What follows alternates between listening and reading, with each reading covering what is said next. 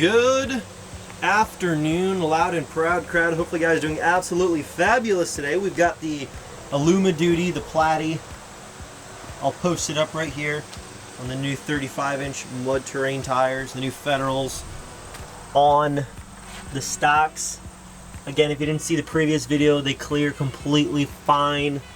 No rubbing at all. I mean, 100% good.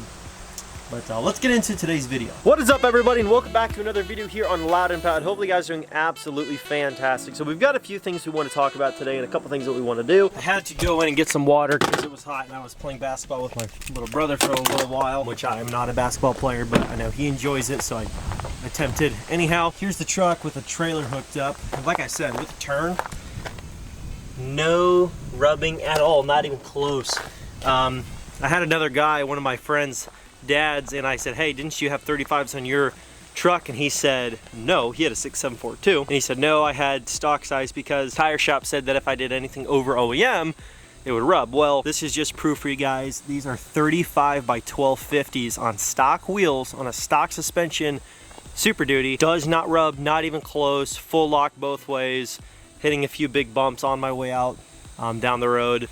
I mean, nothing. I mean, it didn't rub at all. Yes, you can fit 35 by 1250s on stock wheels and tires on a stock Super Duty, at least the newer ones. Now for some new parts for the old nasty red. The truck has a few small things that just kind of bother my dad. Well, a lot of small things that bother him about the truck. And so we're gonna try to swap out a couple of those things here real quick. And one of those things being, it's missing some weather stripping, and it's kind of annoying. Let me kind of show you part of the problem here. Come over here, there's no weather stripping in here, and on the other side it's peeling up pretty bad and rotted.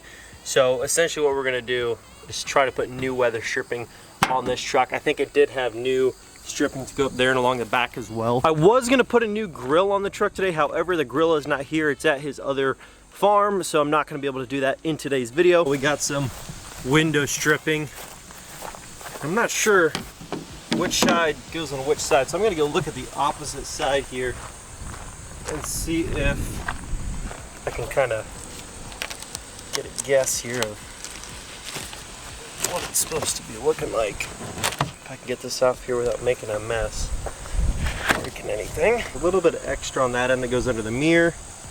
There's a lot of extra on this end. This is what we want to do. We're gonna get this little rust spot off here from the old one all nice and cleaned off there. So what I'm going to do with this is snap it down, get it as close as I can to there, slide it under the mirror where it's supposed to go, and then the rest of the way just kind of snap it down into place like so. Okay, so here's the one on this side all installed. Of course the lighting is really funky because of the time of the day that I'm doing this. And now we're going to go to the other side, and this one doesn't have any window stripping on at all at the moment.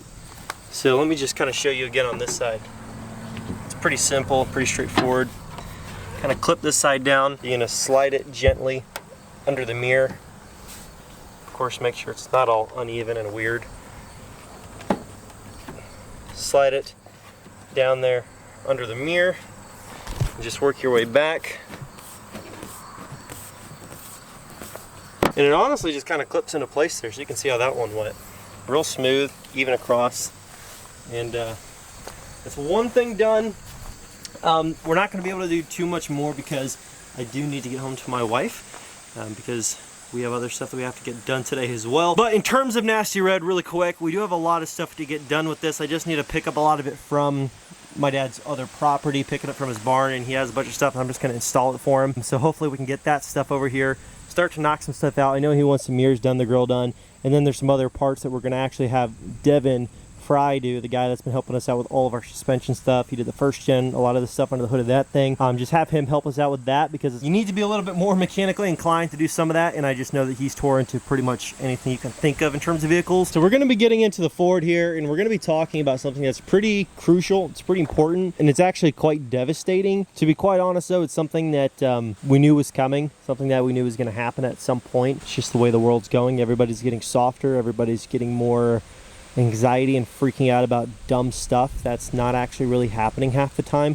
So anyways, we're gonna get in the cab where it's nice and quiet, and we're gonna go over something that's actually quite disappointing about the diesel truck community right now. So I'm in the Ford, and I'm gonna get my massaging seats on because this is gonna be a few minutes here. So let's talk about something that's kind of disappointing. It's not really something that anybody's too super surprised about. The EPA and basically banning the production and selling pretty much of diesel delete kits and pretty much the installment of those kits and all that stuff, whether they're off-road use only or not, because when you do go to like all the websites, not only do they pretty much all say for any truck part, not legal in the state of California. Well, you can't even buy them. I remember even going to our diesel shop where we pretty much have always gotten stuff done. I was kind of wondering how they could constantly get away with doing this stuff. I'm like, man, these guys are like been around here for like 10 years almost now.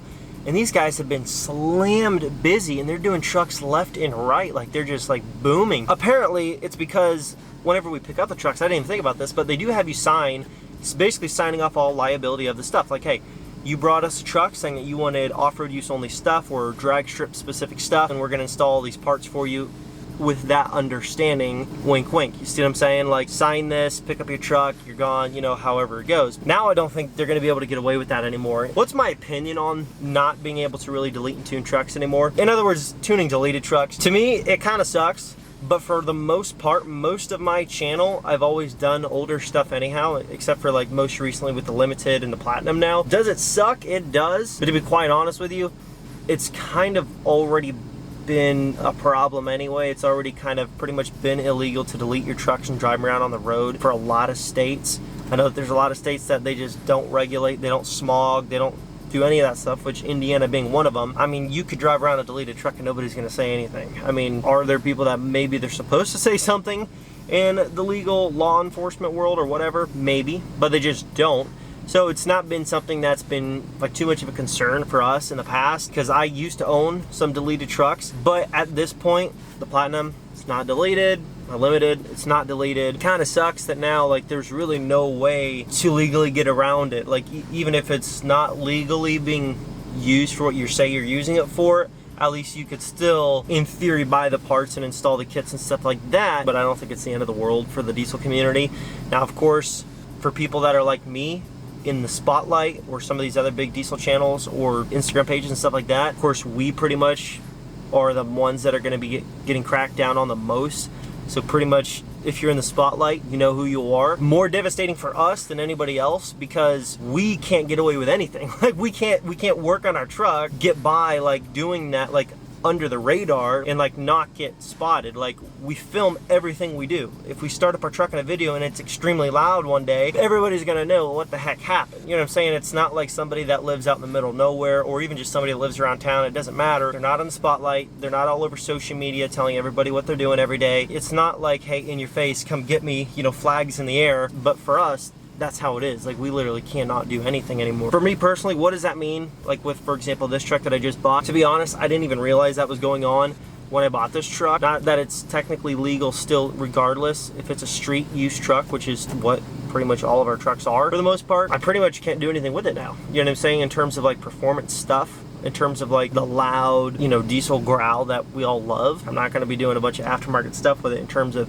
power and stuff, performance, because if you can't do my deletes, pretty much I don't really want to be throwing a bunch of extra power and stuff at the truck, just because it's like the truck's probably already going to be struggling under factory power as it is. To somebody that's not in the spotlight, it might kind of be like, oh, who cares, I'm still going to delete my truck, you know, have somebody do it for me and blah blah blah. It's like, man up and do it, like whatever. It's like, okay, you're saying that because nobody is going to know that you have a deleted truck. But when you're in the spotlight and you telling the entire world, it's kind of a different situation. You know what I'm saying? You can't really just get away with something like that. For me personally, it probably means really, unless something changes, no more deleted trucks. But that does not mean we can't still do cool stuff. Like if I go with an old school, you know, common rail like we had with the Silver Bullet, you know, pre-emissions, 12 valve, 24 valve, like the earlier 24 valve, like 7.3s, stuff like that. If I still go older and back to that style of content, there's no smog, there's no regulations on those trucks. Okay, they're pre-emissions, they weren't held to an emission standard. I can still do a ton of aftermarket stuff to those and build those and drive those. And I think the EPA is going to start to realize that, like, there are guys that love to just to have the money that would just like buy and completely crazy build all these new trucks and strip off the emissions. But for the diehard diesel enthusiasts, all they're going to do is be like, okay, can't do that to my new truck, got it. I'll just buy an old one and build the crap out of that, and they're still gonna drive a truck that puffs smoke and kills the world, you know what I'm saying? Which we all know really is not the facts. Gas vehicles have to burn 2 times the freaking fuel just to keep up with a diesel. And then we want to take a diesel, which is supposed to be an efficient engine, we want to slap a bunch of emissions on it, make it less reliable, so we have to produce more engines, we have to produce more emissions kits, we have to burn more, you know, of all this fuel and everything else. Why not just keep them efficient? I mean, I know you've got like a few guys who are just like completely stupid and just non-stop just rolling coal. They're just like total punks.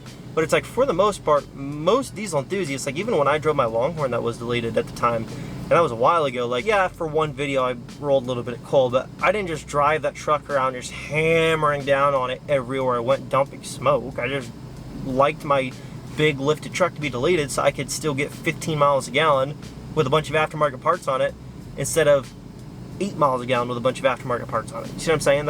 I just wanted efficiency out of it. That was all. Does it suck? Yes, it sucks, but does that mean we're not going to be able to make any more content or do any more cool stuff? No, it doesn't mean that, but that does pretty much mean that for the people that are in the spotlight, you're not going to see quite as much of the whole delete and tune and stuff like that on the new trucks because we have to watch our hind ends. Thank you so much for watching. Do not forget to win my 2019 Ram 3500 limited edition. I mean, it's an $80,000 truck that could be in your driveway, whether you want to keep it, sell to buy a house, sell it to pay off debt, buy a different truck, you want to buy an older truck that's pre-emissions, or 5 older trucks that are pre-emissions. By all means, you want to buy one and pocket a ton of cash, do whatever it is that you want, but that truck, or the value of that truck, could be yours. Every $5 spent on gear is one automatic entry to win. Information in the description below. Thank you so much. Subscribe if you're new, join the team, join the family, and I'll catch you guys in the next video. Peace.